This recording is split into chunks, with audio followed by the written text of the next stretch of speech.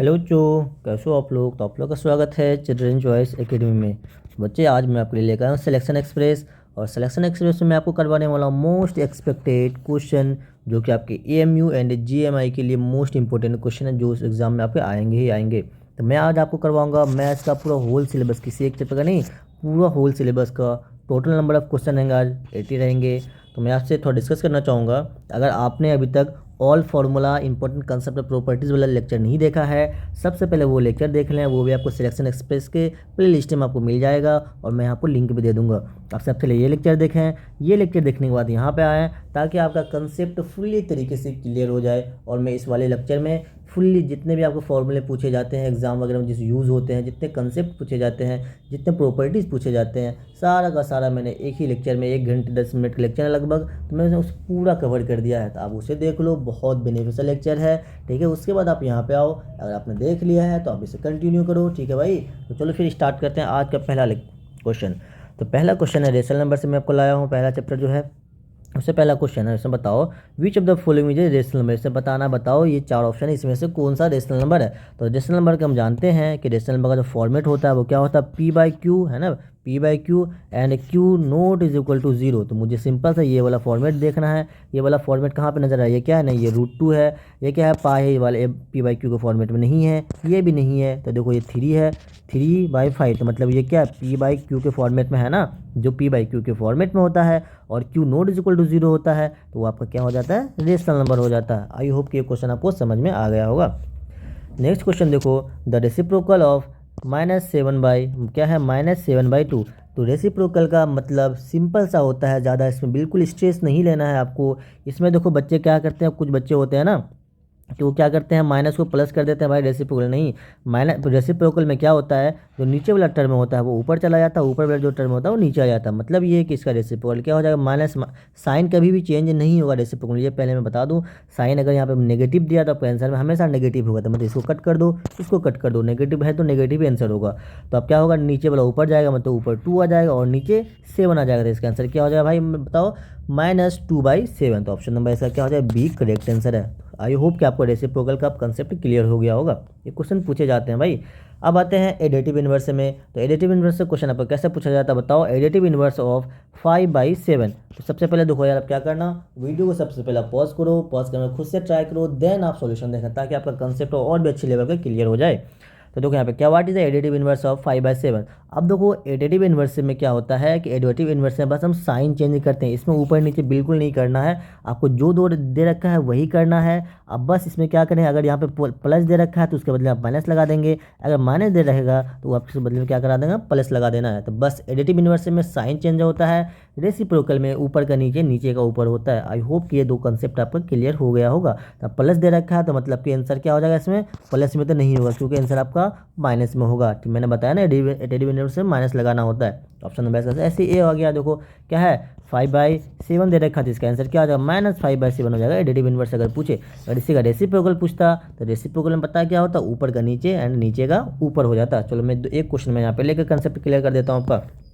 अगर मैं यहाँ पे दे दूँ आपको 2/3 दे दूँ, मुझे बताओ इसका पहला बताओ, ऊपर बताओगे, बताओ इसका रेसिप्रोकल क्या होगा। तो इसका रेसिप्रोकल क्या होगा पता है आपको, रेसिप्रोकल बस 3 ऊपर चला जाएगा, 2 नीचे आ जाएगा, ये आपका रेसिप्रोकल हो जाएगा।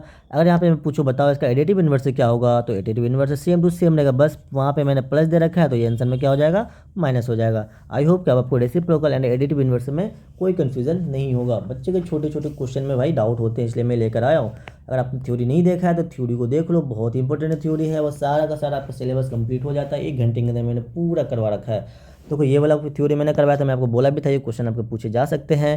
देखो क्या है, which of the following operation is on rational number is not always closed. बताओ मैंने वहाँ पे क्या बताया, कौन कौन था, एडिशन था, वहाँ पे मल्टीप्लिकेशन था, सब्ट्रैक्शन था, आपको कौन सा नहीं आता है क्लोज के अंदर में, बताओ डिवीजन नहीं आता। बिल्कुल ये थ्योरेटिकल क्वेश्चन है, ये पूछा जा सकता है, क्योंकि आपको पता है जामिया के अंदर, एमयू के अंदर थ्योरेटिकल क्वेश्चन भी आते हैं। अब आते हैं नेक्स्ट क्वेश्चन में। नेक्स्ट क्वेश्चन बहुत प्यारा सा क्वेश्चन है, बताओ इसका स्टैंडर्ड फॉर्म क्या होता है। स्टैंडर्ड फॉर्म का मतलब सिंपल सा ये होता है कि इसको काट कूट के जो सबसे छोटा वैल्यू आएगा वो मुझे बता दो भाई। ठीक है, इसमें कोई साइन वगैरह मसला है नहीं, जो साइन रहेगा आंसर हमेशा वैसे, अगर मान देखो माइनस में दे रखा है तो आंसर माइनस में होता है, प्लस वाले को तो पहले आप कट करो, 2 ऑप्शन आपके यहाँ पे कट हो गए। तो आप यहाँ पे लिखो इसे क्या, -36/48। इसे काट कूट करो। जब इसे काट कूट करोगे तो बताओ कितने में काटोगे, 12 का टेबल में काटोगे कितना, 12 या 36, 12 चौके 48, मतलब इसका आंसर क्या हो जाएगा -3/4। अब इसको क्या काट सकते हो क्या, अब ये नहीं ना कटेगा। तो सबसे मतलब कि स्टैंडर्ड फॉर्म होता है कि जिसको इतना काट कूट को उतने लेवल पे लेके आ जाओ उसके बाद आप उसे नहीं काट सकते हो। इसे आप नहीं काट सकते हैं, इसमें कोई चेंजिंग वगैरह नहीं आता है, तो -3/4 हो जाएगा आंसर। तो आप बताओ ऑप्शन नंबर कौन सा है इसका, option number A is the correct answer. समझ में आ गया क्या, कोई भी डाउट हो तो आप मुझे बिल्कुल कमेंट कर सकते हो, ठीक है भाई। चलो फिर नेक्स्ट क्वेश्चन देखते हैं। लीनियर इक्वेशन आ चुके हैं, तो लीनियर इक्वेशन का क्वेश्चन है, बच्चे को थोड़ा सा डाउट होता है सॉल्व करने में, तो ये बहुत ही प्यारा क्वेश्चन बनता है। इस पर पूछ रहा है कि सॉल्व करो एक्स, मुझे एक्स का वैल्यू यहाँ से निकाल के बताओ। तो इक्वेशन क्या दे रखा है, इक्वेशन दे रखा है आपको 5x - 7 = 2x + 8। सिंपल सा इसमें क्या करते हैं, एक्स वाले को एक साथ लेकर आ जाओ और जो एक्स जिसमें वेरिएबल नहीं है उसको एक साथ लेकर चले जाओ। तो देखो इसमें भी एक्स है, इसमें भी एक्स है, तो इसको क्या करेंगे 5x, इस 2 को उठा के इधर लेकर आ जाओ। आपको पता है कि जब आप ये LHS होता है, जब मतलब कि इक्वल टू से आगे इधर उधर करते हो तो क्या होता है, साइन आपका चेंज होता है। इधर देखो ये प्लस है, इधर लेकर आओ तो क्या हो जाएगा -2x हो जाएगा। इतना तो आपको पता ही होगा, नहीं है तो आप जान लो। देखो यहाँ पे 8 सेम टू सेम लिखेंगे, ये पूरा देखो साइन हमेशा ये इसके साथ लेकर जाते हैं, ये -7 कहलाएगा, और -7 को जब उधर लेकर जाओगे तो क्या हो जाएगा, ये +7 हो जाएगा। समझ में आया क्या ये कैसे सॉल्व करते हैं इक्वेशन। अब देखो यहाँ पे इसे जब सॉल्व करो तो 5x - 2x से बताओ क्या हो जाएगा, 3x हो जाएगा, = 7 + 8 कितना हो जाएगा बताओ, 15 हो जाएगा। अब यहाँ पे क्या करेंगे, एक्स को सिंगल करना है, जब एक्स को अकेले करोगे तो ये देखो ये इसके साथ किस में है भाई, मल्टीप्लाई में है। देखो अगर आपने थ्योरी नहीं देखा है तो थ्योरी देख लो यार, मैंने वहाँ सारा ये सब भी कंसेप्ट मैंने वहाँ पे बता रखा है कि इधर से उधर जाने में क्या होता है, साइन चेंज होता है कि नहीं होता है, जोड़ के बदले में क्या होता है, घटा के बदले में क्या होता है, सारा का सारा ऑलरेडी वहाँ पे कवर है। अब उसे जरूर देख लेना भाई, ठीक है। तो यहाँ पे एक्स को सिंगल रखो तो क्या करेंगे, 15/x इधर किससे मल्टीप्लाई में तो उधर जाके क्या हो जाएगा, डिवाइड में हो जाएगा /3। इसे कट करोगे तो बताओ कितने का टेबल पढ़ोगे, जो 15 आएगा बताओ 5 टाइम से पढ़ोगे ना भाई, 3 का टेबल आता है ना, गुड। तो इसका आंसर क्या हो जाएगा, option number B is correct answer. समझ में आया इस इक्वेशन को कैसे सॉल्व करते हैं।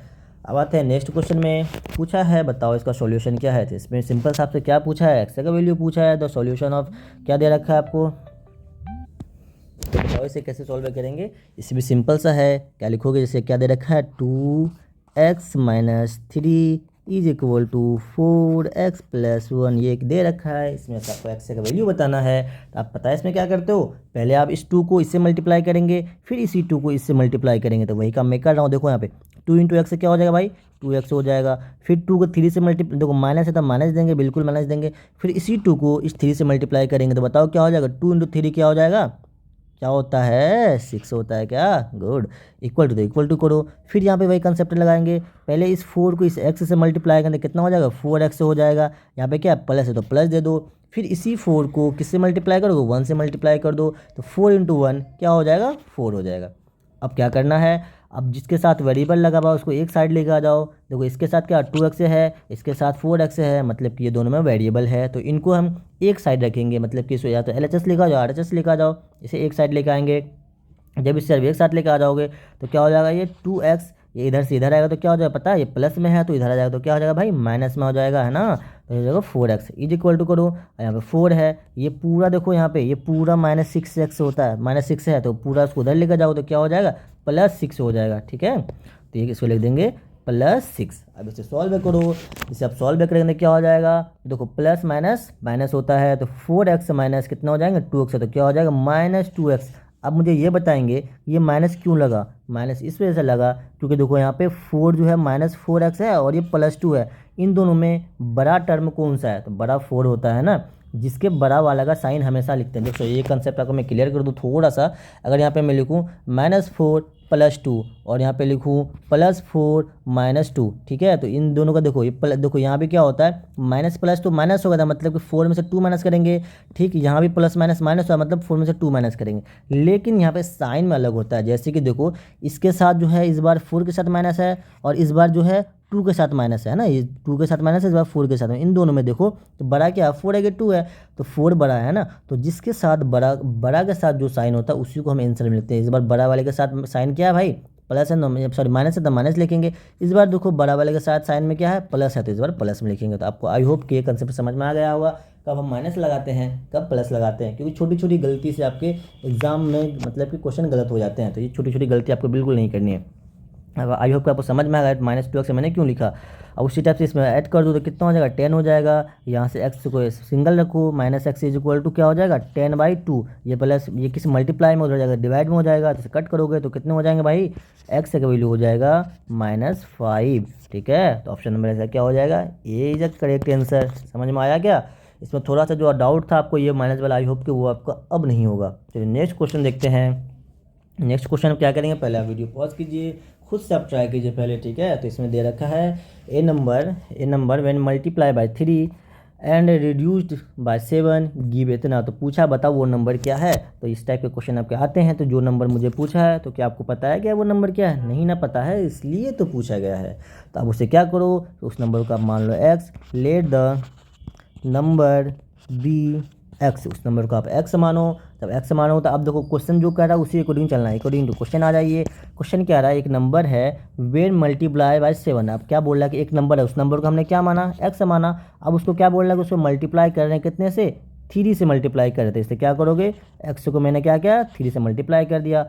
फिर आगे देखो क्या आ रहा है, एंड रिड्यूस्ड बाय 7, उसी नंबर को मैंने फिर 7 से माइनस किया। तो इसको मैंने क्या किया 7 से माइनस किया। तो फिर गिव से क्या दे रहा है 11 दे रहा है, मतलब इक्वल टू मेरा क्या दे रहा है 11 दे रहा है। इक्वेशन देखो आपके एग्जाम में बस यही लिखने के लिए आते हैं, ये लिखने के लिए आपको आना चाहिए, लेकिन आपको पूरा सॉल्व करके भी इसका आंसर बताऊंगा। ठीक है, तो इसे लिखने के लिए है कि ये नंबर है जो मल्टीप्लाई हो रहा है 3 से, फिर इसको रिड्यूस कर रहा है 7 से और दे रहा है 11। तो जो बोल रहा है बस उसी को लिखते गया मैं, कुछ भी अलग क्या नहीं ना किया मेरे भाई।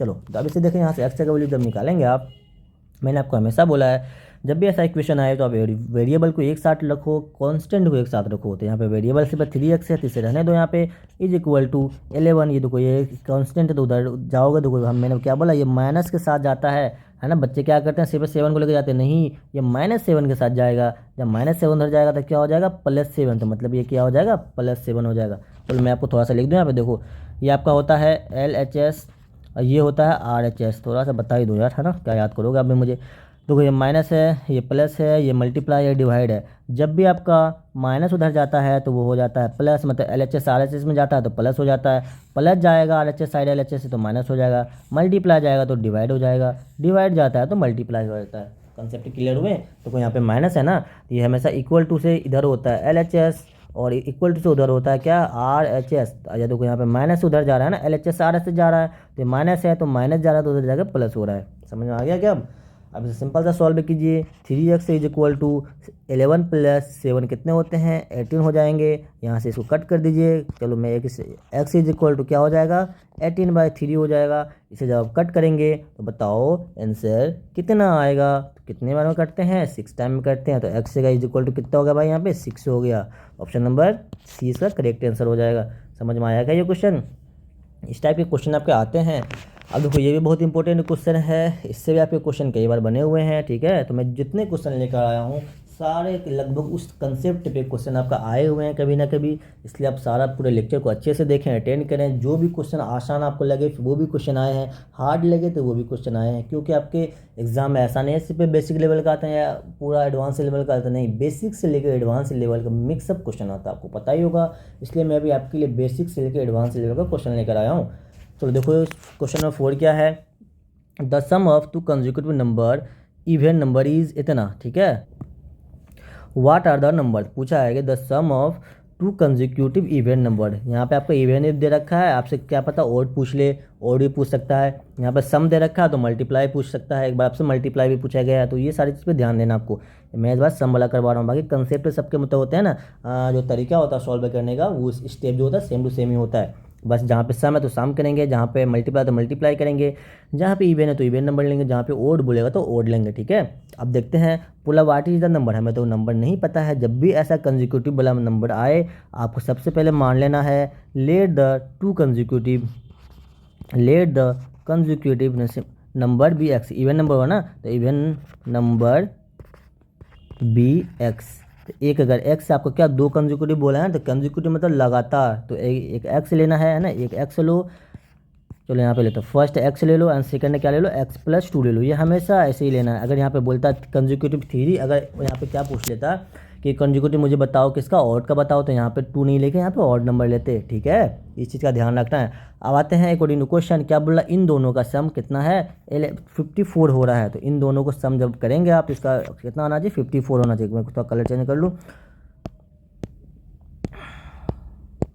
अब देखो इसे सम करो, अकॉर्डिंग टू क्वेश्चन क्या कह रहा है कि x+x+x+2 इज इक्वल टू कितना बता रहा है, 54 बता रहा है, ठीक है। तो अब इसे सिंपल सा सॉल्व कर दीजिए आप, ब्रैकेट हटाइएगा, तो x+x+2 इज इक्वल टू क्या हो जाएगा भाई, 54 हो जाएगा। इन दोनों का आपस में ऐड कर दो, x+x क्या होता है, x स्क्वायर नहीं होता है भाई, 2x होता है, ठीक है। देखो यहाँ पे x इंटू एक्स अगर हो, x+x हो, तो इन दोनों का हम x इंटू एक्स होता है, ये तो x स्क्वायर हो जाएगा, लेकिन x+x क्या होता है भाई, 2x होता है, ठीक है।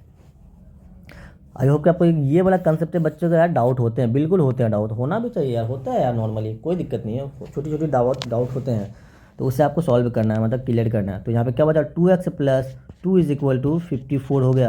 अब इसको सिंपल सा सॉल्व कीजिए, कांस्टेंट वाले को एक साथ रखिए, जो कांस्टेंट नहीं है उसको एक साथ रखिए, तो यहाँ पे x का वैल्यू निकालना है, तो 2x इज इक्वल टू 54 - 2, तो यहाँ पे x का वैल्यू क्या हो जाएगा, 54 में 2 माइनस करो तो क्या हो जाएगा, 52 हो जाएगा, और इस 2 को मैं मल्टीप्लाई में इधर लेकर जाऊँगा तो डिवाइड में हो जाएगा। जब इससे आप कट करेंगे तो बताओ कितना आएगा, तो कितना आ जाएगा भाई, 26 आ जाएगा। तो आपने क्या माना था, 2 कंसेक्यूटिव नंबर को, बताओ जल्दी से, 2 कंसेक्यूटिव नंबर को x यानी 2x से माना था ना, यहाँ पे x का वैल्यू पुट कर दीजिए, x आपने कितना निकाला है, 26 से निकाला था, 26 हो जाएगा। यहाँ पे भी x का वैल्यू पुट कीजिए, x का 26 + 2 कितने हो जाएंगे भाई, 28 हो जाएंगे। तो देखो 26 एंड 28, तो 26 एंड 28 ऑप्शन नंबर क्या हो जाएगा आपका, एक करेक्ट हो जाएगा, ठीक है। कोई दिक्कत, कोई परेशानी, कोई दुख तकलीफ तो नहीं ना है, होना भी नहीं चाहिए, क्योंकि आपका सारा कंसेप्ट यहाँ पे क्लियर हो रहा है ना। अब आते हैं क्वेश्चन नंबर 5 में, तो इस टाइप के क्वेश्चन आपसे पूछे जाते हैं।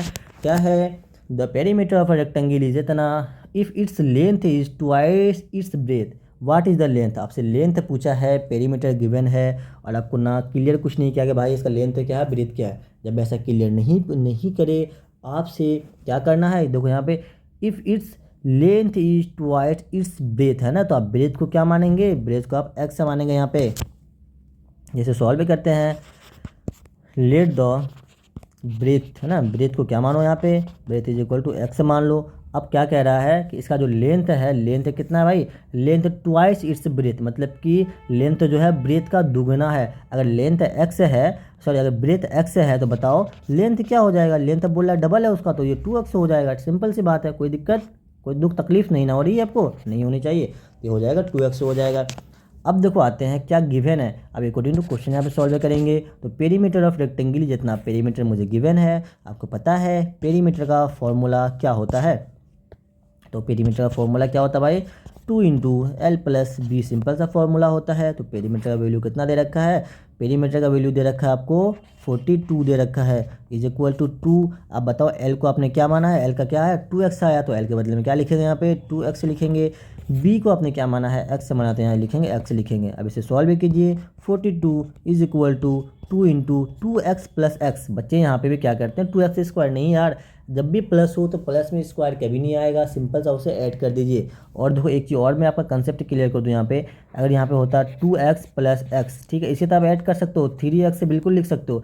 क्यों लिख सकते हो, क्योंकि देखो यहाँ पे इन दोनों में x कॉमन है ना, इन दोनों में क्या है, x कॉमन है, x आप कॉमन निकाल लो। तो देखो x अगर इससे निकला क्या बचा, 2 बचा, इससे x से निकाला तो क्या बचा, 1 बचा। अब इसे सॉल्व कीजिए, क्या हो जाएगा, x 3, तो मतलब इसे 3x से लिख सकते हो, बिल्कुल लिख सकते हो। तो इस तरीके से इसका एडिशन होता है, लेकिन मल्टीप्लिकेशन अगर होता तो ये क्या होता, 2x स्क्वायर हो जाता, ठीक है। और यहाँ पे इसे सॉल्व कीजिए तो क्या हो जाएंगे भाई, 3x हो जाएगा। तो अब इसे सॉल्व कीजिए, कितने हो जाएंगे, इसे कट करो तो कितना हो जाएगा, 21 इज इक्वल टू 3x।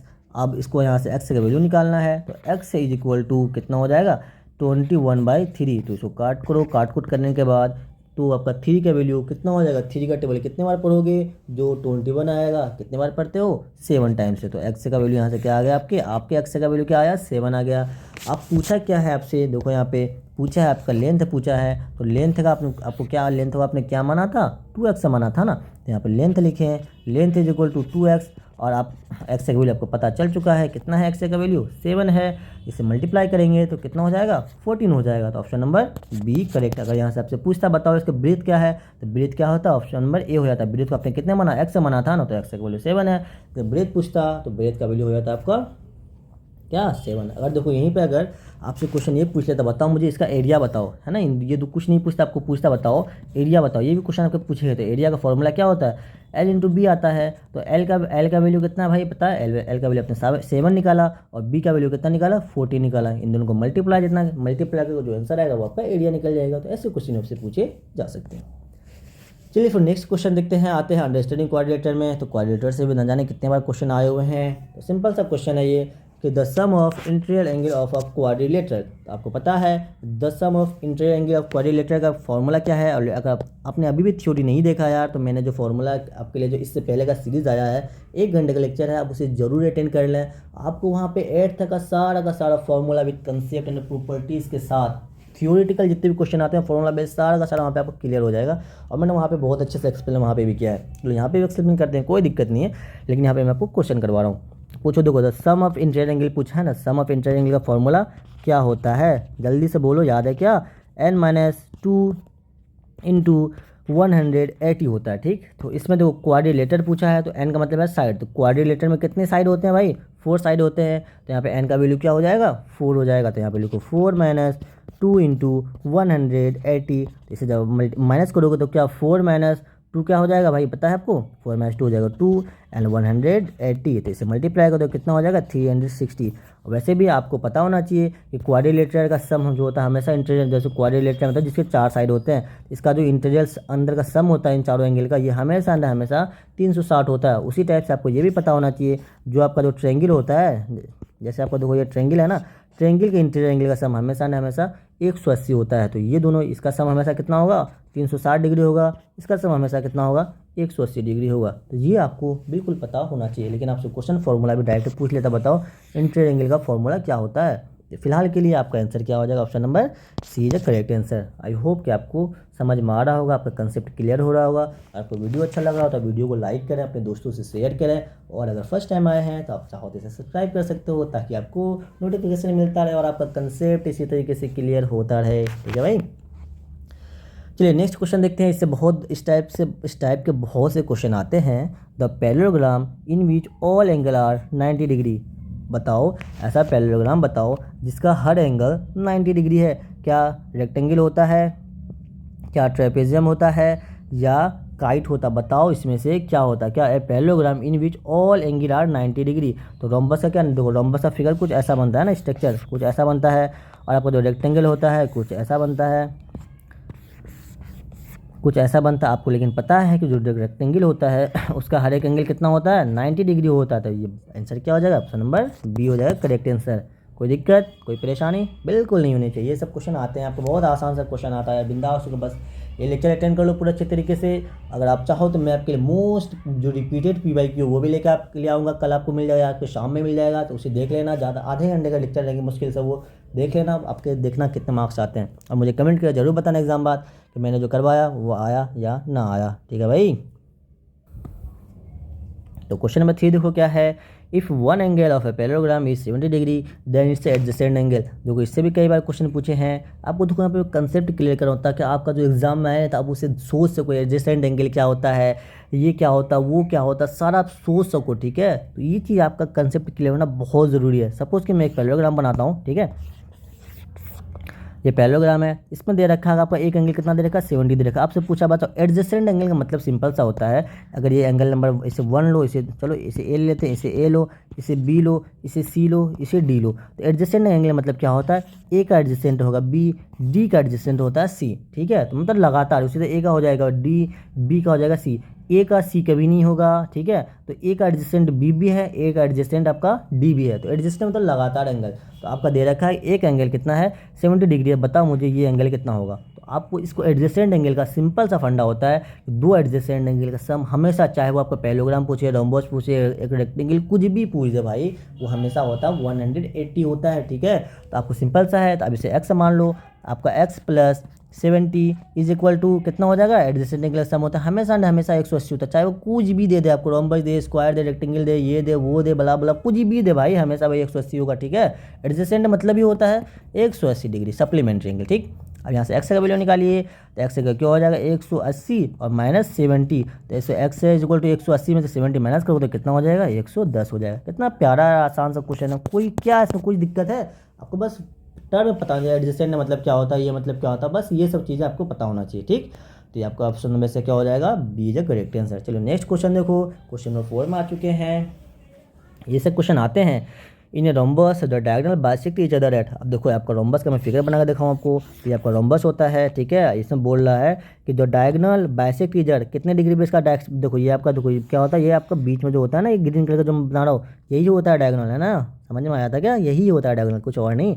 एक डायगोनल ये होता है, एक डायगोनल ये होता है, दो डायगोनल होता है, और जहाँ पे एक दूसरे को काटता है इसको हम बोलते हैं बाइसेक्टर, है ना? जिस पॉइंट को काटते हैं इसको बाइसेक्ट पॉइंट बोलते हैं। तो ये पूछ रहा है, बताओ ये दोनों तो आपस में कट आते हैं, ये दोनों आपस में कितना डिग्री बना रहा है, ये पूछ रहा है आपसे। ठीक है, तो ये आज के बाद आप याद कर लो हमेशा ना हमेशा के लिए, जब रोम्बस के अंदर जो डायगोनल अपने अपने आप को जो काटता है एक दूसरे को, वो कितने डिग्री पे काटता है, हमेशा 90 डिग्री पे काटता है। ये आपको बस याद कर लो, अभी प्रूफ अब आप 9th में जब जाएंगे आपको हमें प्रूफ भी करना पड़ेगा, बट फिलहाल के लिए बस याद कर लो हमेशा ना हमेशा ये 90 डिग्री में कट होता है। तो नेक्स्ट क्वेश्चन देखो क्या है, नेक्स्ट क्वेश्चन है एक quadrilateral which exactly one pair of parallel side is called. Simple सा क्वेश्चन है कि एक क्वाड्रिलेटर है जिसका एक पेयर जो होता है वो कैसा है, पैरेलल है। तो आपको पता है ट्रेपेजियम ऐसा होता है ना कुछ, अरे कुछ ज़्यादा बड़ा हो गया, इतना बड़ा नहीं बनाना भाई। देखो आपका ट्रेपेजियम कुछ ऐसा होता है, अब इसमें देखो ये साइड और ये साइड आपस में कैसा होता है, पैरेलल होता है। वही पूछा बताओ ऐसा क्वाड्रिलेटर का नाम बताओ जिसका जो होता है एक पेयर क्या होता है, पैरेलल होता है। तो पैरेलल होता है एक ही साइड इसका पेयर, ये दो पैरेलल नहीं, ये पैरेलल नहीं है। तो अब जो इसका एक साइड जो आपका पैरेलल है तो वो उसका नाम बताना, तो वो क्या होता है आपका ट्रेपेजियम होता है। ऑप्शन नंबर इसका हो जाएगा सी हो जाएगा। बिल्कुल ऐसे क्वेश्चन पूछे जाते हैं। आपको मैंने स्क्वायर का पूरा प्रॉपर्टी करवा रखा है, आपको मैंने पैरेललोग्राम का पूरा प्रॉपर्टी करवा रखा है, ट्रापेजियम रम्बस सबका मैंने करवा रखा है। अगर आपने नहीं देखा यार, मेरे अभी भी रिक्वेस्ट है, अभी आपके पास टाइम है, 1 घंटे के लेक्चर हैं, ज़्यादा टाइम भी मैंने नहीं लिया है, उसे आप ज़रूर कवर कर लो। ठीक है, वो आपको मतलब इसी सीरीज़ में आपको मिल जाएगा। ठीक है, जाओ आप सिलेक्शन एक्सप्रेस के प्ले लिस्ट में चले जाना, वहाँ पे आपको मिल जाएगा all formula all concept important concept and properties, इस नाम से आपको लिखा हुआ है, बिल्कुल आपको वहाँ पे मिल जाएगा। ठीक, आप उसे जरूर कर लेना, बाकी मैं आपको लिंक में भी दे दूंगा उसका। चलो फिर डिस्क्रिप्शन में लिंक में लगा दूंगा। अब आते हैं नेक्स्ट क्वेश्चन। नेक्स्ट क्या है, प्रैक्टिकल ज्योमेट्री, इससे भी क्वेश्चन बिल्कुल आते हैं। पूछ रहा है ये क्वेश्चन आपका आए हुए हैं, तो कंस्ट्रक्ट और यूनिक क्वाड्रिलेटर। अगर हम एक यूनिक क्वाड्रिलेटर हम कंस्ट्रक्ट करना चाहेंगे, उसके लिए मिनिमम नंबर ऑफ मेजरमेंट, हमें कितनी मेजरमेंट की मिनिमम रिक्वायरमेंट होती है, कितनी की ज़रूरत होती है भाई पता है आपको? सिंपल सा इसका आंसर होता है 5 मिनिमम रिक्वायरमेंट की ज़रूरत होती है ना, सिंपल सा 5 आप याद कर लो। ये क्वेश्चन आए हुए हैं, इससे ज़्यादा की आपको इसमें ज़रूरत है नहीं। जैसे कि आपको मैं बता दूं क्या क्या होता है, जैसे इसके अंदर होती है एक साइड की ज़रूरत होती है, एक आपको एंगल की ज़रूरत होती है। ठीक है, एंगल या तो इसमें आपको 3 साइड दे दो या 2 एंगल दे दो। ठीक, या तो ये कर दो, या आप दूसरा क्या कर सकते हैं, 2 साइड दे सकते हैं, 3 एंगल दे सकते हैं। तो ये सारी चीज़ें आपको देखो, इन दोनों को ऐड करो तो 5 हो जाएगा, तो मतलब ये 5 हो गए, और इन दोनों को ऐड करो तो 5 हो जाएगा। मतलब कि सिंपल सा 5 यूनिक, अगर मैं यूनिक क्वाड्रिलेटर बनाऊँ ना, उसमें 5 मेजरमेंट की ज़रूरत होती है, तो 5 ही होती है, ज़्यादा की ज़रूरत नहीं होती। ठीक, मिनिमम 5 है। अब आते हैं नेक्स्ट क्वेश्चन। तो पूछा है तो rhombus can be constructed if you know, तो हम रोम्बस को कैसे कंस्ट्रक्ट, ये क्वेश्चन पूछा गया। ठीक है भाई, तो बताओ इसका क्या हो जाएगा कि रोम्बस को हम, मुझे क्या क्या पता होना है जिससे हम रोम्बस ड्रॉ कर सकते हैं। बिल्कुल उसका 1 साइड 1 एंगल आपको पता हो तो कर सकते हो, 2 डायगोनल आपको पता होना चाहिए, एंड 1 साइड एंड 1 डायगोनल पता होना चाहिए। इसका हो जाएगा all of the above. Option number D is correct answer. बिल्कुल ऐसे क्वेश्चन है पूछे जाते हैं, थ्योरेटिकल क्वेश्चन, कॉन्सेप्चुअल क्वेश्चन है सारे के सारे। ठीक है, अब आते हैं question number 3, a parallelogram can be constructed if you know. हम पैरेललोग्राम को कब कंस्ट्रक्ट कर सकते हैं और कब, मतलब कब कर सकते हैं, सिंपल सा क्वेश्चन है, तो बताओ कब कर सकते हैं इसका। 2 एडजेसेंट साइड एंड एंगल, क्या होगा इसका answer, 2 adjacent side and angle. Option number A is the correct answer. ठीक है, थ्योरेटिकल क्वेश्चन है, बिल्कुल आपको सब पता ही होगा। अब आते हैं next question, the sum of the exterior angle. ये क्वेश्चन आपको 2024 में पूछा गया है। The sum of the exterior angle of any polygon is always, क्या होता है, ऑलवेज एंड ऑलवेज होता है 360 डिग्री होता है। इसमें तो कोई डाउट है क्या, बिल्कुल यार, एक भी क्वेश्चन आपको डाउट नहीं होनी चाहिए। आते हैं नेक्स्ट क्वेश्चन। नेक्स्ट क्वेश्चन क्या है, question number 5, to construct a quadrilateral the given information should included at least. Simple सा वही पूछा है ना कि हमको अगर मुझे क्वाड्रिलेटर कंस्ट्रक्ट करना है तो मुझे कम से कम कितना इन्फॉर्मेशन होना चाहिए, एटलीस्ट कितना होना चाहिए, क्या बताया था, मिनिमम 5 तो होने चाहिए आपके, यहाँ 5 मिनिमम होने चाहिए। ठीक है, पहला क्वेश्चन था वही, देखो 3 2 5 2 3 5, उसका देखो 1 डायगोनल या 2 साइड मिनिमम होना चाहिए, इसका all of the above answer हो जाएगा। ठीक है, आपको कम से कम आपका क्या होना चाहिए, 3 साइड और 2 एंगल गिवन होना चाहिए, 2 साइड और 3 एंगल बिल्कुल गिवन होना चाहिए, एक डायगोनल और 2 साइड, कम से कम इतना गिवन होना चाहिए ताकि आप क्वाड्रिलेटरल को क्या कर सको, कंस्ट्रक्ट कर सको। क्वाड्रिलेटरल को कंस्ट्रक्ट करने के लिए मिनिमम इन्फॉर्मेशन कितनी होनी चाहिए, देखो अभी मैंने सारा दे रखा है ना, आपसे सिर्फ वहाँ से क्या पूछ लेगा, या सिर्फ ऑप्शन नंबर ए दे देगा, तो आप पूछेगा सिर्फ दे देगा 3 साइड 2 एंगल, अगर ये दे तो सिर्फ ये हो जाएगा, अगर सिर्फ कोई एक उसमें से आपसे आ सकता है, ऐसा नहीं सिर्फ यही आएगा ऐसा ही आएगा, कोई एक दे के पूछ ले, बच्चे को ये वाले इसमें डाउट होते हैं ना, तो ये भी बिल्कुल वन डायगोनल मिनिमम आपको अगर पता हो तो आपको ये पता चल जाता है ना।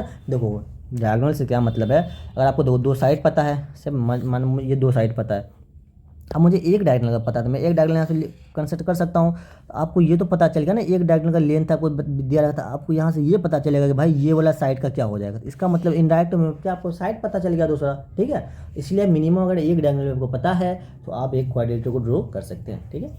चलो नेक्स्ट क्वेश्चन देखो क्या है, द मोड अब आ जाते हैं डाटा हैंडलिंग। डाटा हैंडलिंग से भी क्वेश्चन बन सकते हैं, बिल्कुल बन सकते हैं, क्योंकि आपको चैप्टर में है तो भाई कोई भी दिक्कत नहीं, कहीं से भी क्वेश्चन बन सकता है, तो सिंपल सा है।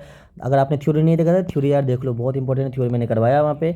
The mode of the data set, इसमें पूछा है कि इन डाटा में से बताओ मोड क्या है, तो मोड का डिफिनेशन क्या होता है, जो मोस्ट फ्रीक्वेंटली अकरिंग है ना, तो जो सबसे ज़्यादा यूज़ होता है इसके अंदर बताओ। सॉरी यार वीडियो मुझे पॉज करना पड़ जाता है कभी कोई बीच में, बिकॉज मैं यहाँ पे रिकॉर्ड करता हूँ ना, बहुत ज़्यादा कभी कोई आवाज़ आने लगते हैं बाहर से। चलिए फिर देखते हैं, कोई दिक्कत नहीं, मैंने पॉज कर दिया था। चलो आप देखो आते हैं, the mode of the data is set. अब इसमें पूछा इन सी, आपको एक शेड दे रखा है, इसमें से आपसे पूछा है इसमें से बताओ मोड क्या है, तो मोड का सिंपल मतलब क्या होता है, इन डाटा में देखो सबसे ज़्यादा टाइम से कौन सा नंबर यूज़ हुआ, सबसे ज़्यादा टाइम कौन सा नंबर यूज़, देखो 4 1 बार 2 बार 3 बार, तो सबसे ज़्यादा क्या यूज़ हो रहा है, 4 सबसे ज़्यादा यूज़ हो रहा है, सिंपल सा मोड वो हो जाएगा, ठीक। जो मतलब कि आपको एक डाटा दे रखा, उसमें से जो नंबर रिपीटेड टाइम से मतलब कि मल्टीपल टाइम से यूज़ हो रखा, तो वही आपका आंसर हो जाएगा। ऑप्शन नंबर इसमें देखो 4 1 2 3 टाइम से 4 यूज़ हुआ है, और 5 एक ही टाइम से यूज़ हुआ है, 7 8 ये सबके सब एक टाइम से यूज़ हुए हैं, लेकिन आपको 4 जो 3 टाइम से यूज़ हुआ है, इसलिए सबसे ज़्यादा यही यूज़ हुआ ना, तो आपको ऑप्शन नंबर 20 का हो जाएगा। तो फिर नेक्स्ट क्वेश्चन देखते हैं, the median of the data. Simple से पूछा है कि बताओ इसमें से मीडियन कौन सा है, तो मीडियन बताओ क्या होता है, जो मिडिल टर्म में होता है वो आपको मीडियन होता है। तो देखो यहाँ पे कितने हैं, 1 2 3 4 5 है, तब से मिडिल लेकर आओ, इधर से 2 जाओ उधर से 2 आओ, इधर से 2 जाओ उधर से 2 आओ, तो क्या बीच में क्या आ रहा है, बीच में क्या आ रहा है, 30 आ रहा है ना, आपका 30 आंसर हो जाएगा। कितना ही प्यारा सब क्वेश्चन सब आता है, देखो यहाँ पे। देखो क्वेश्चन नंबर 3 है, the range of the data. इसमें आप पूछा बताओ इसका, मुझे इसका रेंज बता दो। अब रेंज अगर आपको पता होता है, रेंज जगह कैसे निकालते हैं भाई, रेंज जगह निकालते हैं maximum value minus minimum value. तो बताओ इसमें से मैक्सिमम वैल्यू क्या है, 20 है, 20 यहाँ पे लिख दो, बिल्कुल पहले चेंज कर दूँ, चलो चेंज कर देता हूँ। तो देखो यहाँ पे 20 है, और बताओ मिनिमम क्या है, इन सब में से मिनिमम 5 है, तो -5 करेंगे, जब मैक्सिमम माइनस मिनिमम करेंगे तो आपका आंसर क्या हो जाएगा बताओ, 15 हो जाएगा। तो ऑप्शन नंबर क्या हो जाएगा, ऑप्शन नंबर सी इसका करेक्ट आंसर है, ठीक है। अब आते हैं नेक्स्ट क्वेश्चन। तो नेक्स्ट क्वेश्चन है क्वेश्चन नंबर 4। तो कोड 4 में क्या पूछा है, if the mean of 5 number is इतना, what is the total sum. तो आपको पता है इसका फॉर्मूला, आपको पता होना चाहिए, मीन का फॉर्मूला क्या होता है, फॉर्मूला भी आपको बिल्कुल पता होना चाहिए। तो क्या होता है, mean is equal to sum of number by total number, है ना, sum of number by total number. तो ये आपका होता है मीन का फॉर्मूला। तो आप देखो मीन आपको गिवन है, तो मीन के बदले में लिख दो क्या, यहाँ पे 5 लिख दो। आपसे क्या गिवन है, the mean of the 5 number. अच्छा मीन ऑफ द 5 नंबर कितना, मीन आपको गिवन है 18 गिवन है, तो यहाँ पे 18 लिखेंगे। और नंबर कितना गिवन है बताओ, पूछा क्या, सम पूछा, तो सम को x मान लो, और नंबर कितने गिवन है यहाँ पे 5 गिवन है, तो यहाँ पे 5 लिख दो। यहाँ से x का जब वैल्यू निकालेंगे तो क्या हो जाएगा, क्रॉस मल्टीप्लाई करना है इन दोनों को आपस में। जब क्रॉस मल्टीप्लाई करते हैं आप तो क्या हो जाएगा 18 × 5, तो 18 × 5 करोगे तो कितना होता है, टेबल याद है ना, टेबल याद होना चाहिए भाई आपको एग्जाम देने से पहले। आपका समझ हो जाएगा इसका ये इज द करेक्ट आंसर। कोई दिक्कत, कोई परेशानी, कोई दुख समस्या तो नहीं ना है। अब आते हैं सिंपल सा क्वेश्चन है, a pie chart is used for, जो पाई चार्ट होता है उसको हम किस चीज़ को रिप्रेजेंट करने के लिए यूज़ करते हैं, सिंपल सा है, proportion of the categories. Option number B हो जाएगा इसका करेक्ट आंसर, ठीक। आते हैं अब स्क्वायर एंड स्क्वायर रूट्स। इससे भी आपके कई बार क्वेश्चन बनते हैं या बहुत आसान सभी क्वेश्चन इससे बना है। अब इसमें क्वेश्चन है पहला आपका, द स्क्वायर ऑफ 13। तो मैंने आपको कई बार बोला है, अब 2 से लेकर 30 तक का बिल्कुल स्क्वायर याद कर लो, क्योंकि क्वेश्चन इससे बनते हैं। तो यहाँ पे पूछा है बताओ 13 का स्क्वायर क्या होता है। अगर 13 का स्क्वायर आपको याद है तो बहुत अच्छी बात है, क्या होता है 169। अगर याद नहीं है तो एक बच्चा वाला कंसेप्ट है, ये याद ऐसे कर लो, ठीक है। 13 × 13 मल्टीप्लाई करो, इससे ज़्यादा कोई फॉर्मूला वगैरह पे नहीं जाना है कि a+b का उसका निकाले, उसमें बहुत लंबा प्रोसेस होता है। सिंपल से मल्टीप्लाई कीजिए और आंसर पाइए, और उससे भी बेहतर बात यह है कि आपको याद होना चाहिए।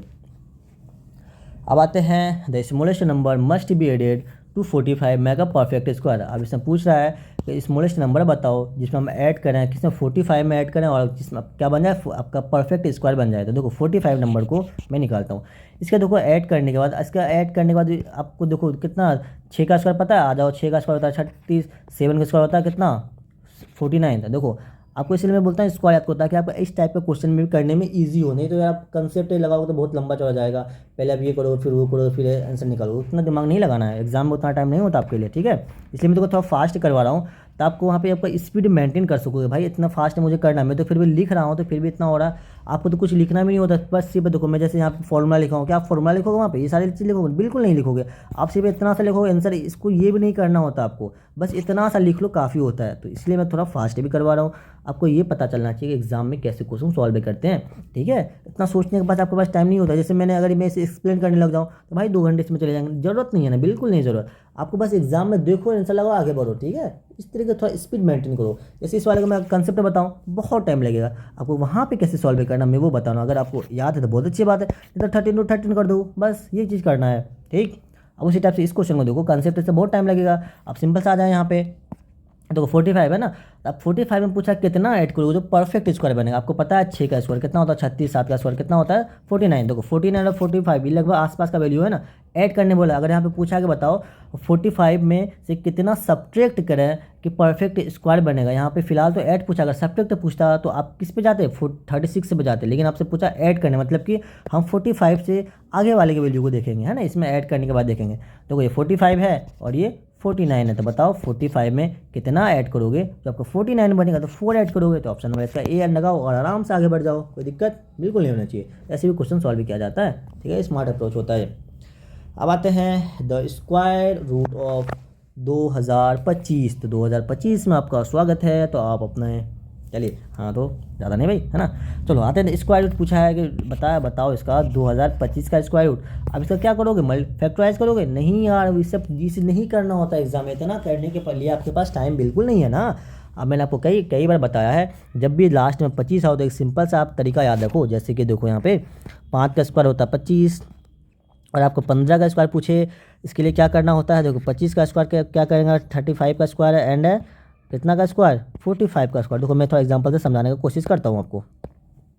इसमें क्या करते हैं कि अगर 5 जिस देखो लास्ट में अगर 5 तो सिंपल सा देखो 5 का स्क्वायर सबसे करो 25, और यहाँ पे 1 है तो 1 में एक तो 1 है और 1 में एक ऐड करो, 1 में एक ऐड करो कितना 2 हो जाएगा, 2 हो जाएगा, फिर इसी 1 को 2 से मल्टीप्लाई कर दो कितना 2 हो जाएगा, सिंपल था 225। उसी टाइप से यहाँ पे आओ 5 का देखो 5 है लास्ट में तो 5 का स्क्वायर करो 25, यहाँ पे 2 है ना, 2 में एक ऐड कर दो कितना हो जाएगा 3, और 3 में इसी 2 को फिर मल्टीप्लाई कर दो कितना हो जाएगा 3 to 6 हो जाएगा। अब ये वाला देखो क्या हो जाएगा 5 का स्क्वायर 25, और 3 है ना, 3 में एक ऐड करो 4 हो जाएगा, 4 into 3 कितना हो जाएगा 4 या 12, तो 1225। अब यहाँ 45 आओ तो 5 का स्क्वायर का जाएगा 25 हो जाएगा, 25 लिख दो यहाँ पे, और आपका 4 जो है 4 में एक ऐड करो तो 5 हो जाएगा, 5 into 4 तो क्या हो जाएगा 20, तो मतलब देखो 2025। सिंपल सा आंसर क्या हो जाएगा इसका भाई, जल्दी बताओ 45।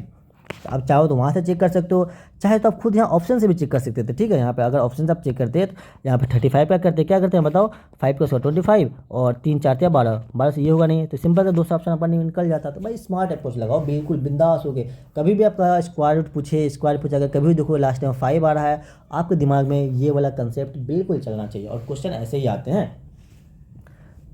2024 में जो क्वेश्चन पूछा गया था, उसमें दिया था बताओ 2024 दे रखा था, पूछा था बताओ इसमें हम कितना ऐड करें जो आपका परफेक्ट स्क्वायर बनेगा। देखो 2024 दे रखा है आपको, देखो 2024 से आसपास का वैल्यू क्या होता है 5 होता है ना, 2025 तो सिंपल सा 1 ऐड करने का था, कितना प्यारा। वो जब आप PYQ करोगे ना, मैं वहाँ बहुत अच्छे से एक्सप्लेन किया हूँ A to Z कंसेप्ट के साथ, आप जरूर PYQ करो है।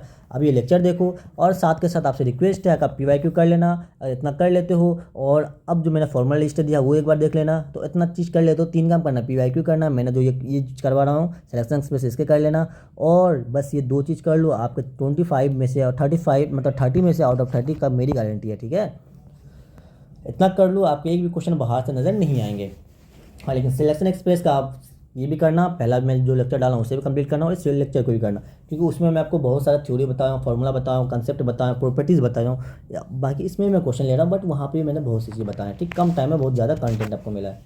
तो क्वेश्चन नंबर 4 देखो क्या है, which of the following number is a perfect. Simple से पूछा, इसमें से बताओ कौन सा परफेक्ट स्क्वायर है, कौन सा होता है 125, 150 नहीं, आपको पता है 14 का स्क्वायर क्या होता है वो 196, इसीलिए आप स्क्वायर रूट याद करके जाओ, ठीक है। आपको वहाँ पर निकालना नहीं है, आपको स्क्वायर रूट मैं आपको कई बार बोल रहा हूँ 2 से लेकर 30 तक का बिल्कुल याद करके जाएं। इससे ज़्यादा क्वेश्चन आपको कभी पूछा परफेक्ट स्क्वायर क्या है, ये कितना ऐड करेंगे, कितना सब्ट्रैक्ट करेंगे, उस सब में आप ज़्यादा दिमाग नहीं लगाना कि भाई आप पूरा कंसेप्ट है उतना बस उतना टाइम है ही नहीं, इसीलिए आप 2 से लेकर 30 तक का स्क्वायर ही याद कर लो ना, उसमें आपको उसके आसपास का वैल्यू देख लेना क्या है, ठीक है। अगर मैं आपको क्वेश्चन दे दूँ कि बताओ 40 कितना दे दूँ, मैं बोल दूँ बताओ 34 में कितना ऐड करें जो मेरा जो परफेक्ट स्क्वायर बनेगा। अब वो 34 के आसपास का वैल्यू क्या होता है 36 से होता है, आपको पता है 6 स्क्वायर 36 से होता है, कितना ऐड करने से बनेगा 2 ऐड करो होता है वो 36 से बनेगा, तो 2 आंसर हो जाएगा। अब इस चीज़ को अगर मैं कंसेप्ट लगाऊँ फॉर्मूला लगाऊँ तो भाई बहुत टाइम लगता है ना, इसलिए स्मार्ट अप्रोच अपनाना एग्जाम में आपको, ठीक समझ में आ गया अभी तो।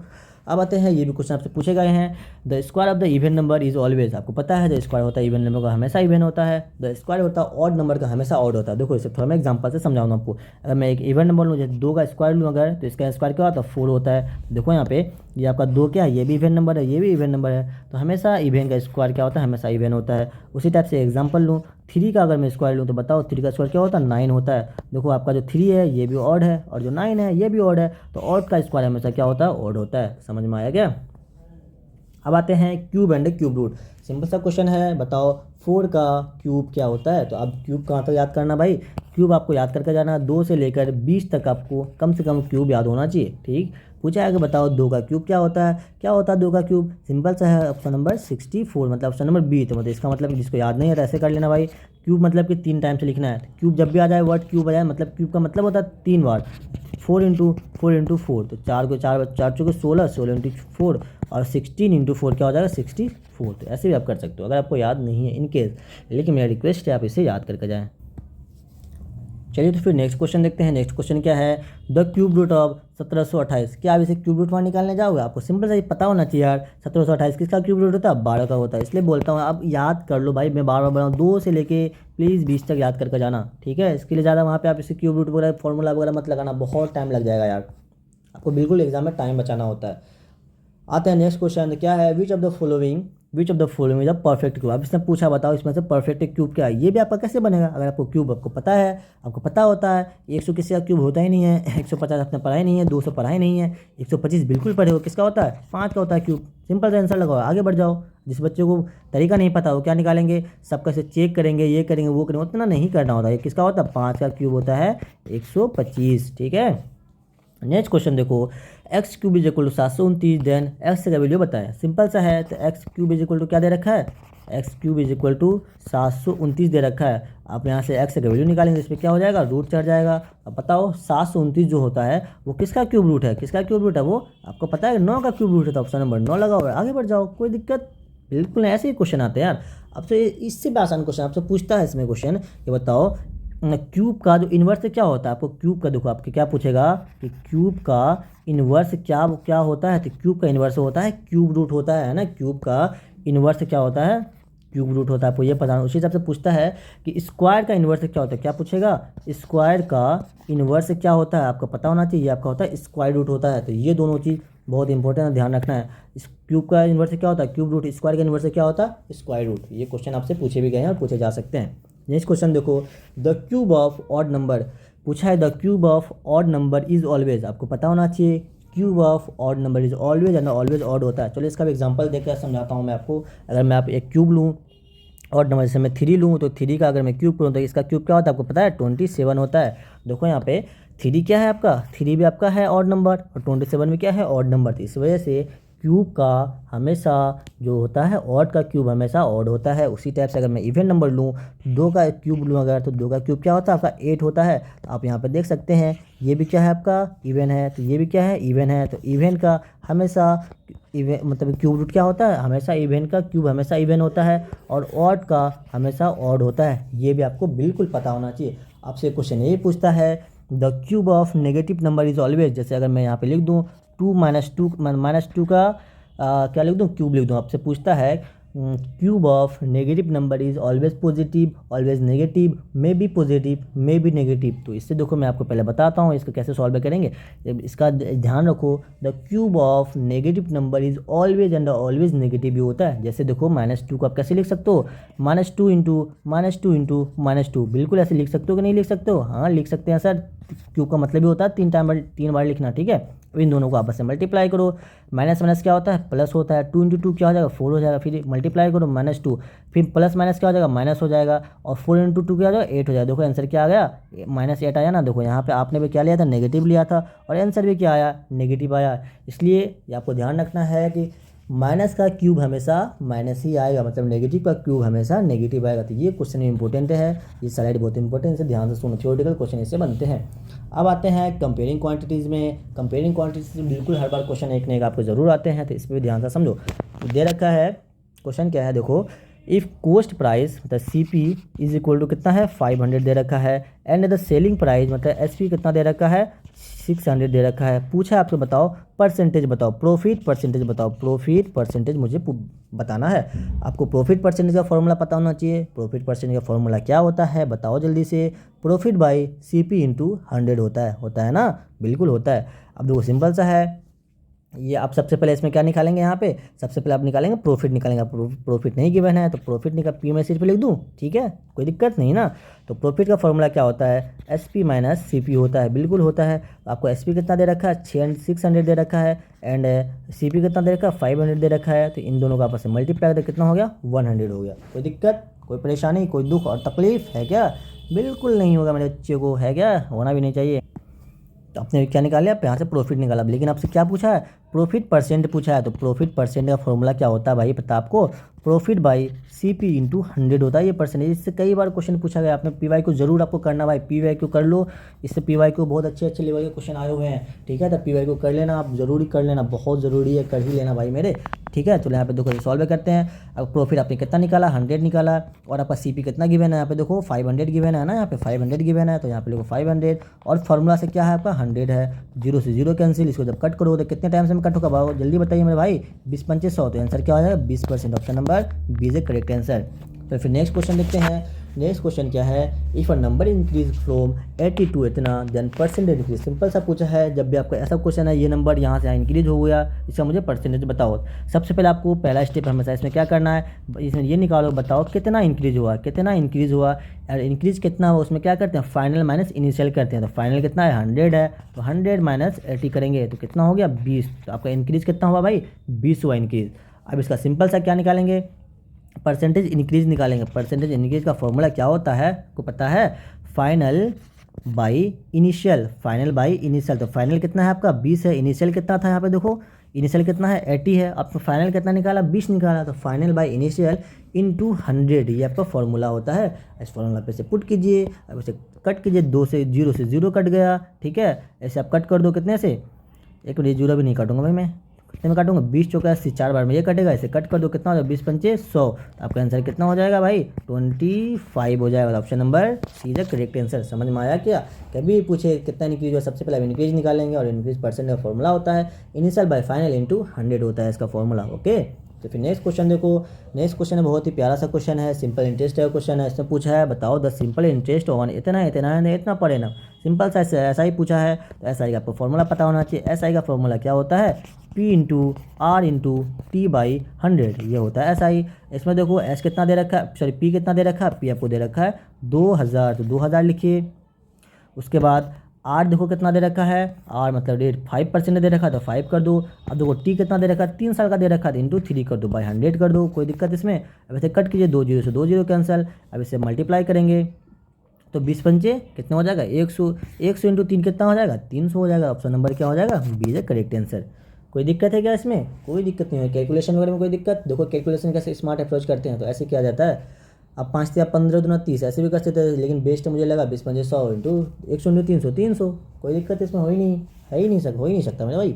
अब आते हैं क्वेश्चन नंबर 4 क्या है, the discount of 20% on an item give the final price. आप पूछा है कि इसका बताओ मुझे डिस्काउंट बताओ, है ना।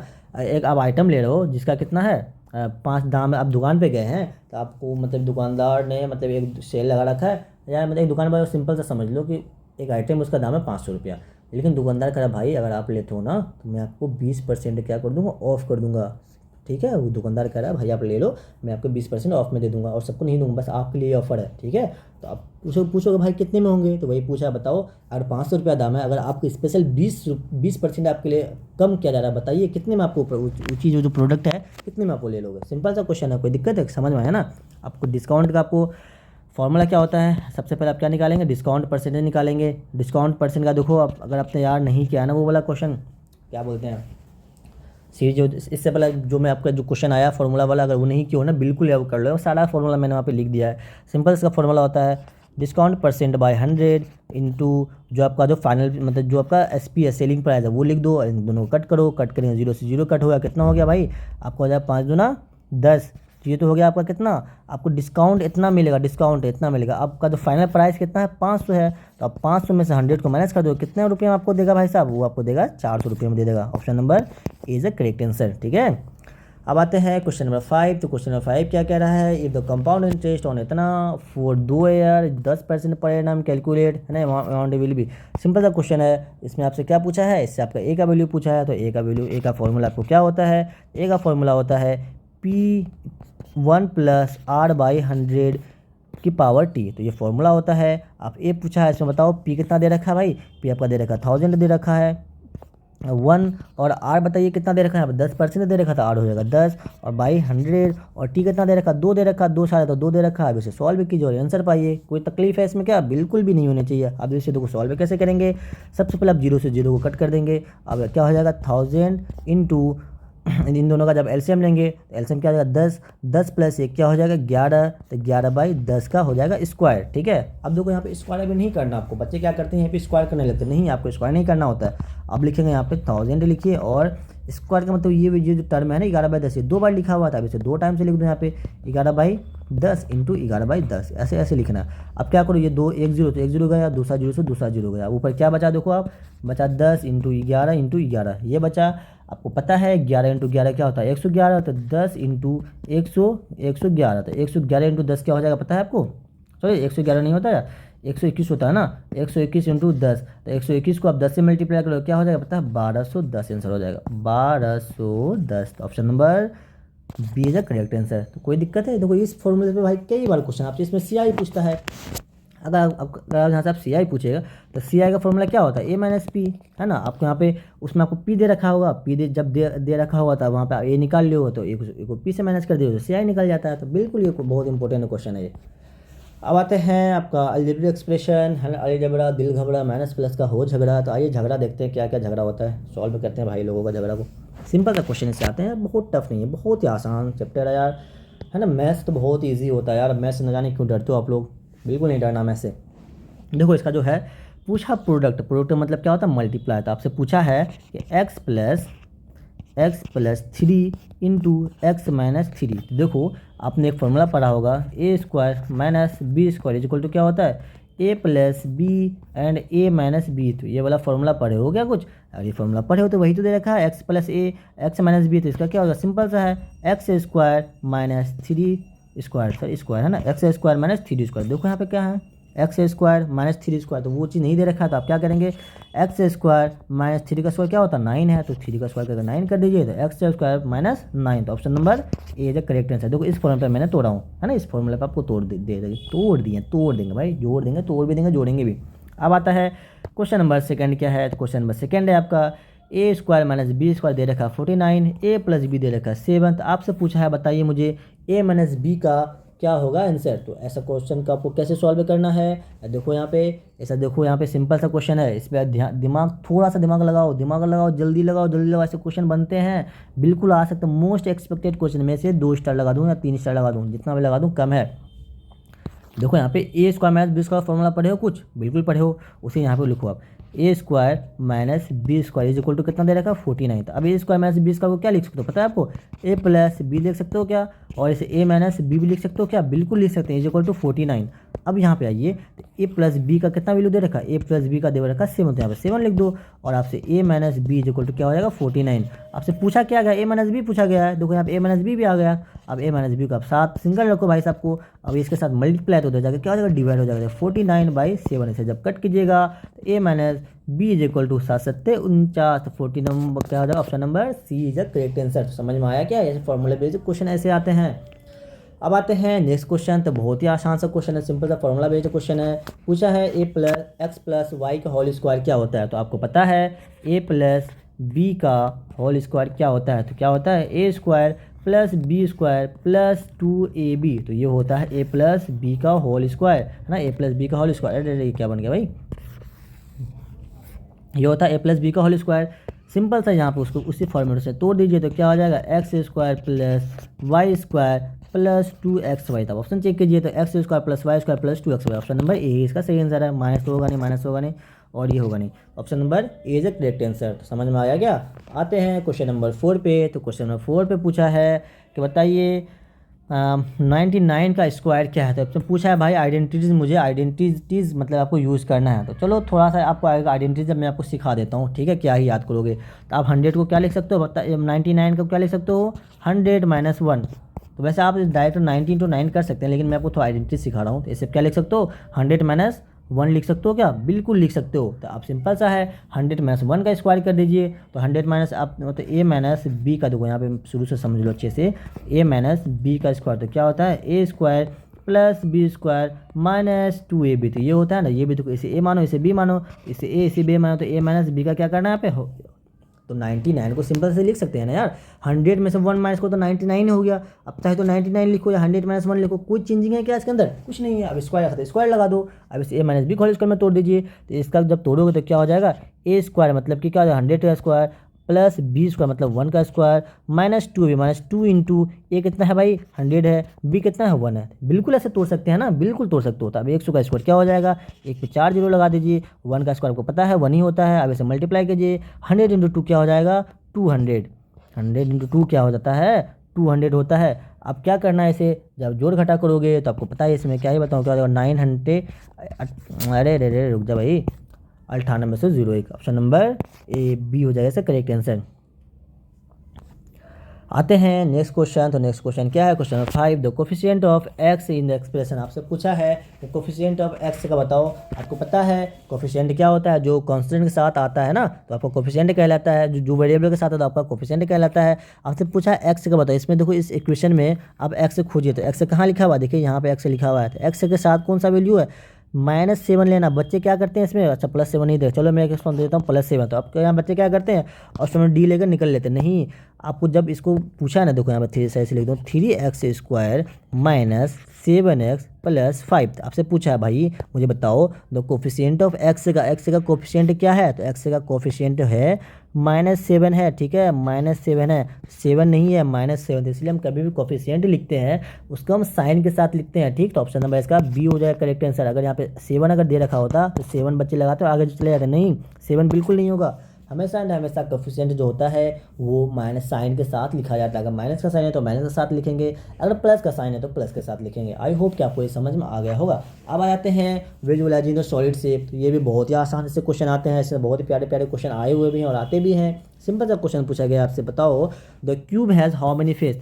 क्यूब के पास कितने फेस होते हैं पता है आपको, क्यूब के पास होते हैं कितने फेस होते हैं 6 फेस होते हैं। तो ये सब का सब आपको आई होप को पता ही होगा। पूछा है the number of vertex in cuboid. बताओ क्यूबाइड के पास कितने वर्टेक्स होते हैं। तो कितने वर्टेक्स होते हैं बताओ आपको, होते हैं इसके 8 वर्टेक्स होते हैं। 6 इसमें क्या होते हैं भाई 6 तो इसके फेस होते हैं, 8 वर्टेक्स। 12 क्या होते हैं एज होते हैं, 12 होते हैं एज। अगर पूछेगा बताओ एज कितने हैं तो 12 होते हैं एज इसके, ठीक है। अब आ जाते हैं, देखो भाई पूछ क्या, अच्छा सिलेंडर पूछा है, द सिलेंडर है। इसका क्वेश्चन आपने जल्दी से बताओ, जल्दी वीडियो पोस्ट करो, जल्दी बताइए, जल्दी बताइए, बहुत अच्छा क्वेश्चन है ये। कितना है, the cylinder has how many edges. तो सिलेंडर के पास कितने एज होते हैं, 2 एज होते हैं ना।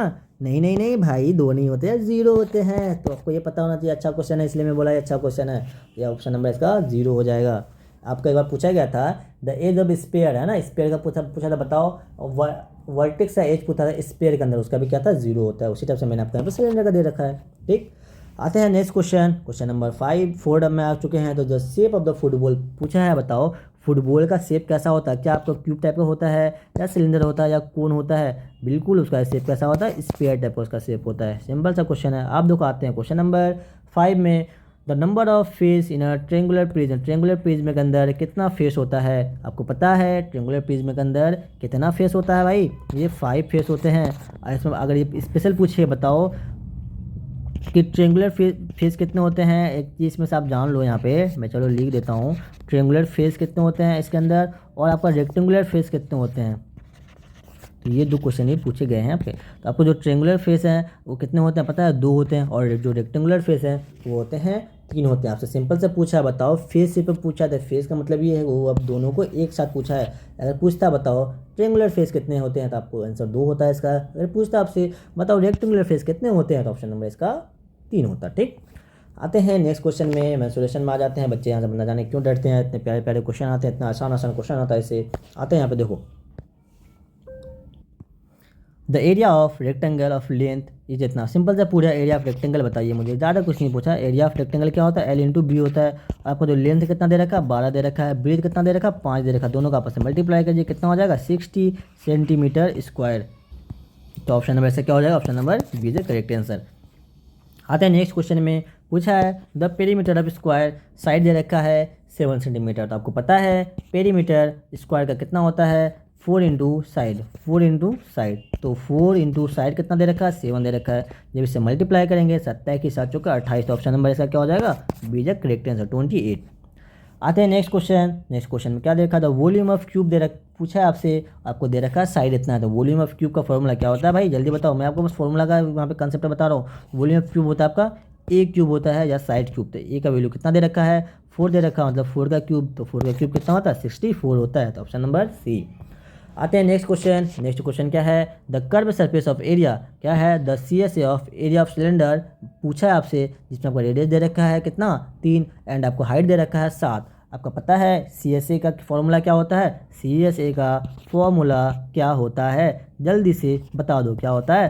2 पाई RH।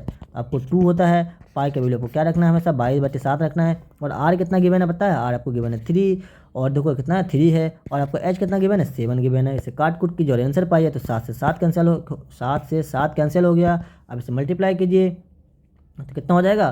3 दूना 6 इंटू 22, और इसे जब मल्टीप्लाई करें 6 दूना 12, 6 दूना 12 1 13, तो हो जाएगा 132 आंसर हो जाएगा। ठीक है, अरे भाई 132 नहीं आ रहा, कहाँ मैंने गलती कर दिया? थोड़ा सा देखो कहाँ पे मैंने 2 पाई RH, रुक दो भाई, ओहो सॉरी, यहाँ पे ना इसमें दे रखा है ना, पाई का वैल्यू में दे रखा है। तो यहाँ पे पाई का वैल्यू नहीं पुट करना है, पाई का वैल्यू नहीं, क्योंकि देखो यहाँ पे पाई का वैल्यू में दे रखा है, इसलिए मैं पाई का वैल्यू मैंने पुट कर दिया। यहाँ पे क्या हो जाएगा? 2 इंटू पाई इंटू R का वैल्यू क्या है? 3 इंटू इसका कितना 7। तो यहाँ पाई को रहने दो, तो 7 या 21, और 21 दूना कितना हो जाएगा? 42। तो आपका क्या हो जाएगा? 42 पाई आंसर हो जाएगा। Option number B is correct answer. तो ऑप्शन नंबर 20 का सही है। चलिए फिर नेक्स्ट क्वेश्चन देखते हैं। क्वेश्चन नंबर 5 क्या है? क्वेश्चन नंबर 5 में आते हैं। तो पूछा है the total surface area of the sphere. तो आपका स्फीयर का टोटल सरफेस एरिया पूछा है। तो टोटल सरफेस एरिया का फॉर्मूला क्या होता है आपको पता है? TSA इज इक्वल टू क्या होता है? जल्दी बताओ। 4 पाई R स्क्वायर। तो 4 पाई R स्क्वायर होता है TSA।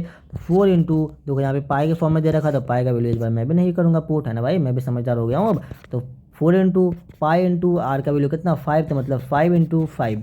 तो इसे जब मल्टीप्लाई करेंगे तो 5 इंटू 5 25 इंटू 4, तो क्या हो जाएगा 100, तो 100 पाई आपका आंसर हो जाएगा। इसका option number A is correct answer.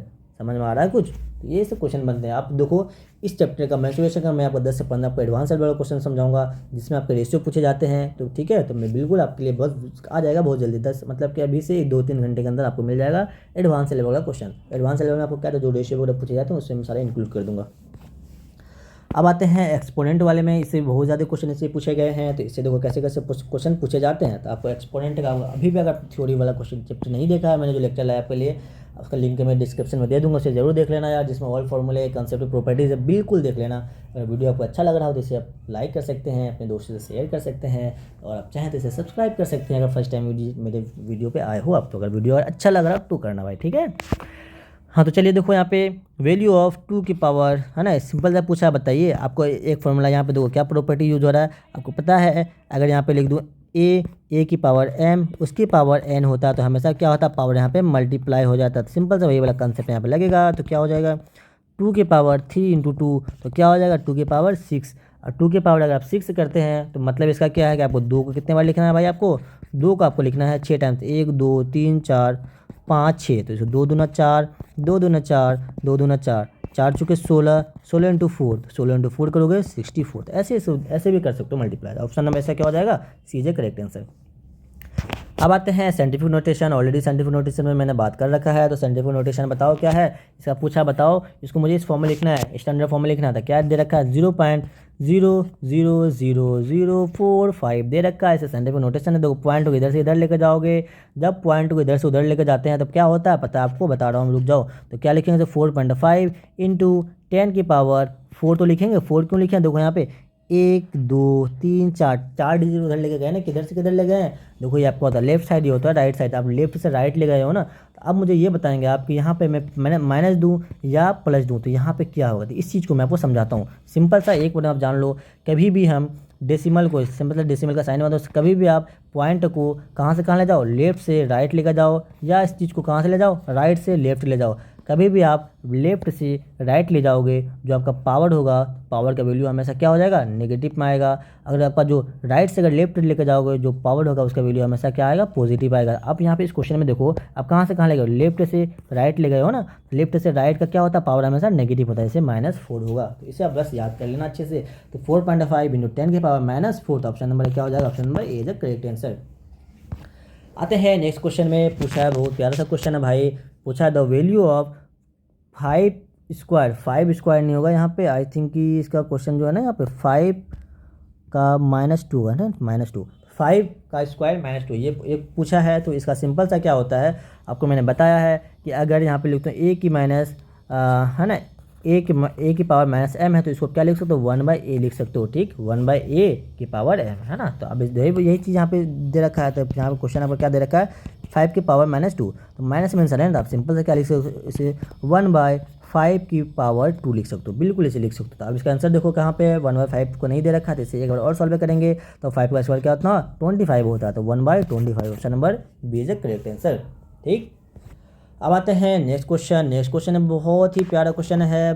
पूछा है 3 की पावर -2 इंटू 3 की power 5 is equal to, simple सा क्वेश्चन है, बताओ इसका आंसर क्या होगा। तो आपको मैंने बताया, जब भी पावर आया तो थोड़ा सा दिल घबराया तो थोड़ा सा क्वेश्चन गलत होकर आया। तो नहीं भाई, दिल नहीं घबराना है।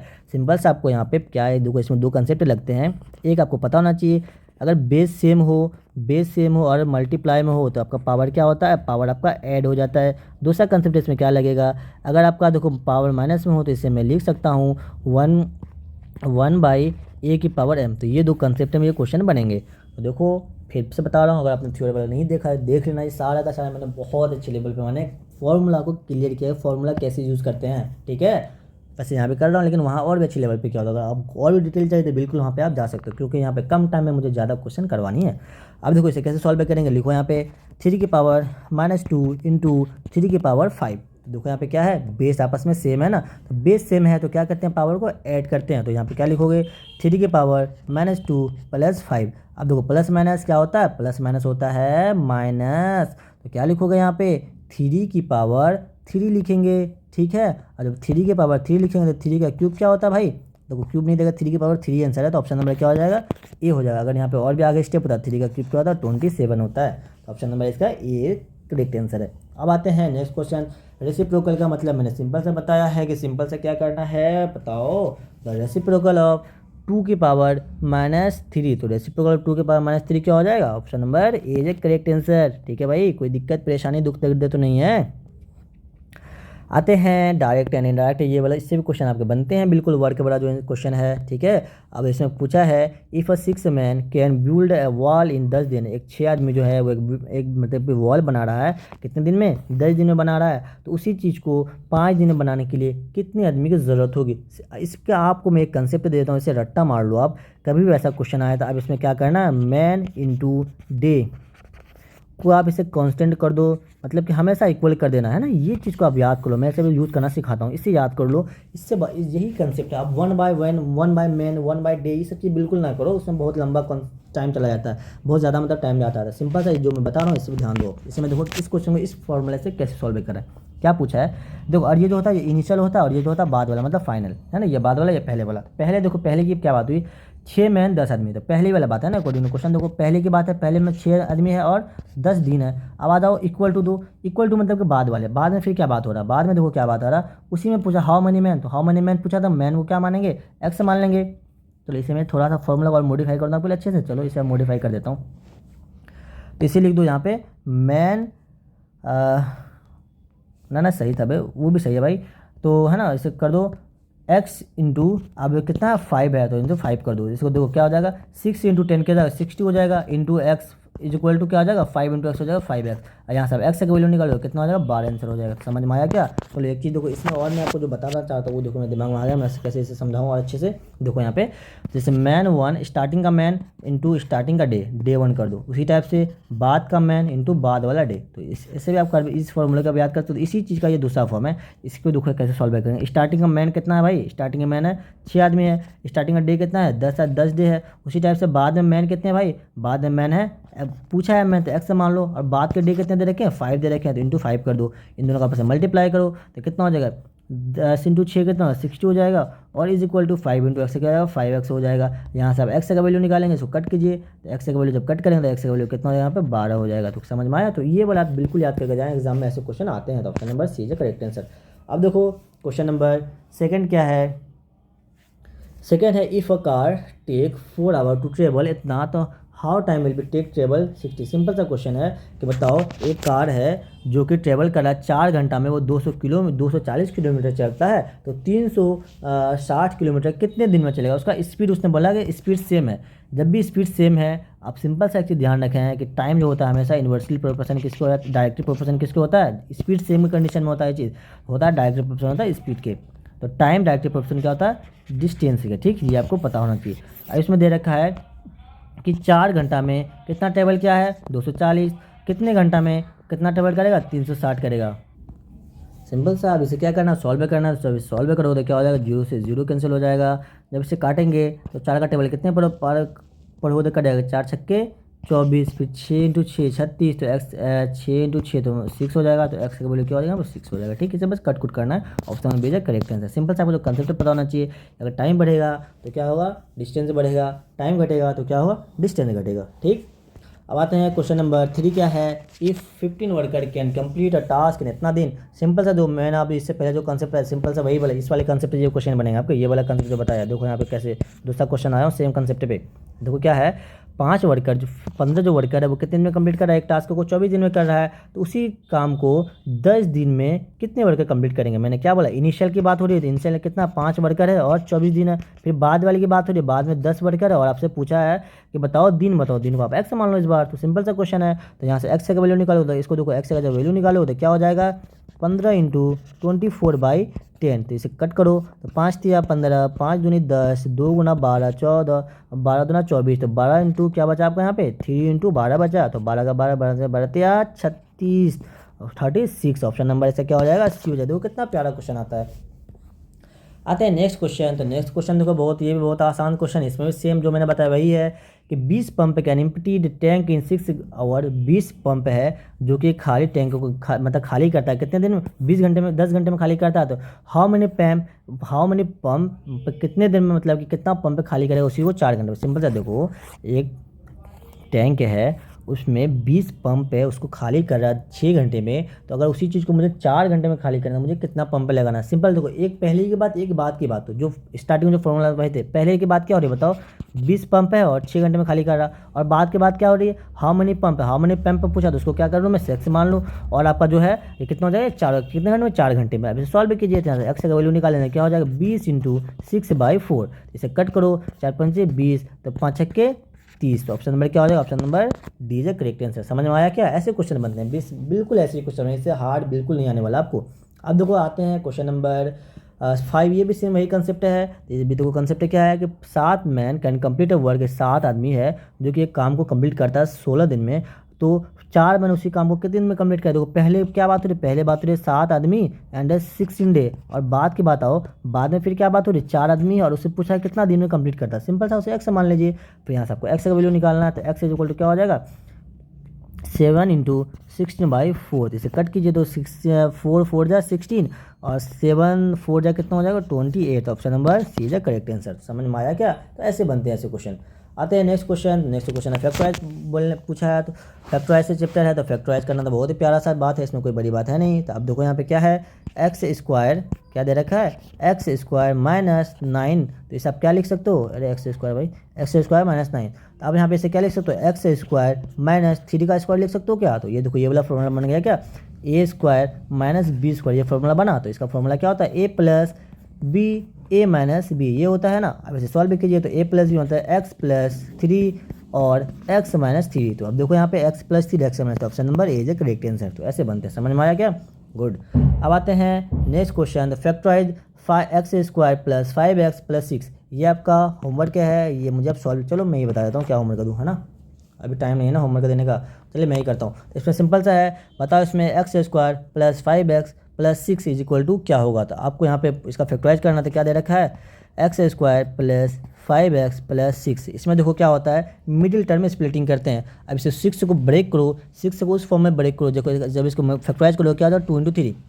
तो इससे आप यहाँ पे लिख सकते हो एक्स स्क्वायर प्लस क्या हो जाएगा 3x प्लस 2x प्लस 5। इसे आप इन दोनों में देखो क्या कॉमन है, इन दोनों में कॉमन है x, तो x हो जाएगा x प्लस 3।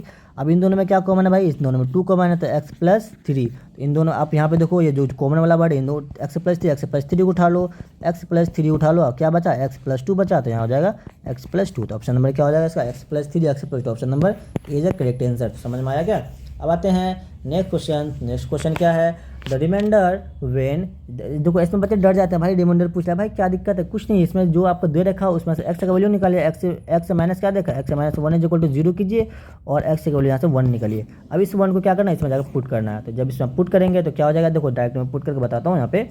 तो यहाँ पे क्या हो जाएगा 1 का क्यूब प्लस 2 इंटू 1 का स्क्वायर माइनस 1 प्लस 5। इसे सॉल्व भी करना है, आपको पता है कि 1 पे क्यूब डालो, कुछ भी डाल दो, हमेशा क्या हो जाएगा 1 ही होता है। तो यहाँ पे 1 हो जाएगा प्लस 1 का स्क्वायर 1 और इंटू 2, तो क्या हो जाएगा 2 हो जाएगा और माइनस 1 प्लस 5। इसे आप सॉल्व कीजिएगा, तो सॉल्व करना है तो क्या आंसर क्या हो जाएगा, जोड़ घटा करेंगे तो कितना हो जाएगा 3 2 1 3 और 5 3 8, 8 में 1 माइनस करोगे कितना हो जाएगा 7। ऑप्शन क्या हो जाएगा इसका 7, option number C is correct answer. ठीक है, आते हैं नेक्स्ट क्वेश्चन है सिंपल सा, बताओ इनमें से कॉमन फैक्टर क्या है। क्या दे रखा है आपको 3x स्क्वायर वाई और आपको दे रखा है एंड क्या दे रखा है 9xy। इन दोनों में बताओ कॉमन फैक्टर क्या है। तो इन दोनों में आपको कॉमन निकाल, इनमें देखो क्या है 3x, अगर इससे आप कॉमन फैक्टर, चलो मैं प्लस का फॉर्मूला ले लेते हैं, ठीक है कोई दिक्कत नहीं है, कॉमन फैक्टर ये बताना है ना। इन दोनों में देखो कॉमन फैक्टर क्या है, बताओ जल्दी निकालिए कॉमन फैक्टर। अगर इसमें देखो 3 है, 3 का टेबल आता है एक्स वाई दोनों में, तो मैं इसमें से कॉमन क्या निकाल सकता हूँ,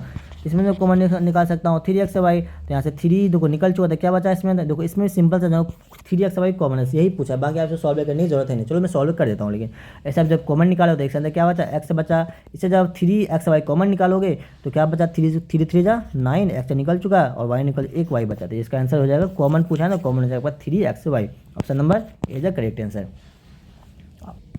तो इस क्वेश्चन में देखो क्या है, ये क्वेश्चन आपसे पहले ही कई बार 2 बार पूछा जा चुका है, तो मैं आपका PYQ ये क्वेश्चन लेकर आया हूँ।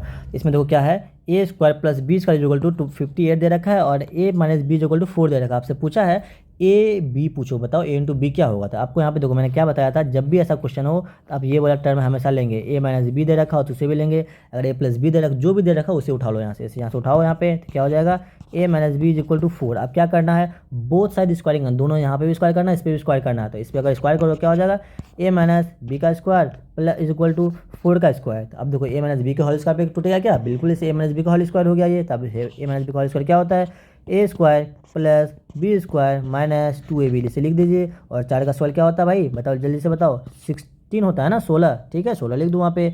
अब देखो ए स्क्वायर माइनस बी स्क्वायर का क्या वैल्यू दे रखा है आपका 58 है, यहाँ पे देखो 58 दे रखा है। तो यहाँ पे ए स्क्वायर माइनस बी स्क्वायर के बाद में लिखिए क्या 58 लिखिए और माइनस 2 इंटू ए इंटू बी। अब लिखो यहाँ पे 16, आपसे पूछा क्या है, देखो पूछा है आपका ए इंटू बी, तो यहाँ पे ए इंटू बी को रहने दो, बाकी सबको उधर लेकर चले जाओ। जब आप सबको उधर लेकर जाओगे तो बताओ क्या हो जाएगा, तो यहाँ पे लिखो -2ab इज इक्वल टू 16 - 58। जब सब सॉल्व करेंगे तो क्या हो जाएगा, -2ab इज इक्वल टू, जब आप 58 में से माइनस करो कितना हो जाएगा, बताओ जल्दी से बताओ, 42, तो -42, माइनस से माइनस कैंसिल। अब यहाँ पे ए बी पूछा, ए बी सिंगल रहने दीजिए, तो 42/2, इसे जब कट करो तो कितना हो जाएगा, 21। तो option number C is the correct answer. समझ में आया, तो ऐसे क्वेश्चन इससे बनते हैं। अब आ जाते हैं इंट्रोडक्शन ऑफ ग्राफ। तो ग्राफ से देखो क्या क्वेश्चन बनता है आपका, ग्राफ से आपसे क्वेश्चन बन सकता है, the point where x axis and y axis meet. तो सिंपल सा पूछा है, मुझे वो पॉइंट बताओ जहाँ पे x axis and y axis दोनों मीट करता है। तो देखो यहाँ पे जहाँ पे दोनों x axis and y axis जो मीट करता है, इसी जगह मीट कर रहा है ना, इस पॉइंट को बताओ क्या बोलते हैं, इसको ओरिजिन बोलते हैं। तो ऑप्शन नंबर इसका क्या हो जाएगा, ए इज करेक्ट आंसर। इसमें तो कुछ बात ही नहीं है ना, बहुत प्यारा सा क्वेश्चन, बट ये आ सकता है भाई, आते हैं इसलिए मैं लेकर आया हूँ, ये सब सारे क्वेश्चन है।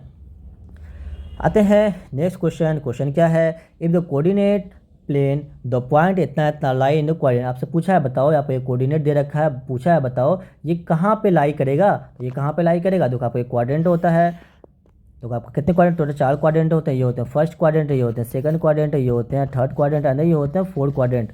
आपको पता है ना, ये आपका एक्स एक्सिस होता है, ये वाई एक्सिस होता है, ये माइनस एक्सिस होता है, ये माइनस वाई होता है। अब यहाँ पे आपको इसमें ये भी पता होना चाहिए, जो आपको पहला वाला गिवन होता है ये किसका वैल्यू होता है, ये वाई का वैल्यू होता है, और जो बाद का गिवन होता है ये किसका वैल्यू होता है, एक्स का गिवन होता है वैल्यू। तो माइनस एक्स का वैल्यू क्या है -3, वाई का वैल्यू क्या है 4 है। तो अब आते हैं यहाँ पे, देखो सबसे पहला वाई एक्सिस, तो वाई एक्सिस आपका क्या पॉजिटिव होता है, ये हमेशा ऊपर जाएगा, ऊपर जाएगा मतलब ये कहीं पे आएगा, यहाँ पे ले लो 1 2 3 4, 1 2 3 4, तो वाई का तब हो जाएगा +4। यहाँ पे ऊपर आइए, ऐसे 1 लिखिए, 2 लिखिए, 3 लिखिए, 4 लिखिए, 1 2 3 4। अब यहाँ पे आना है जब, तो देखो क्या होगा, 1 मिनट, हाँ।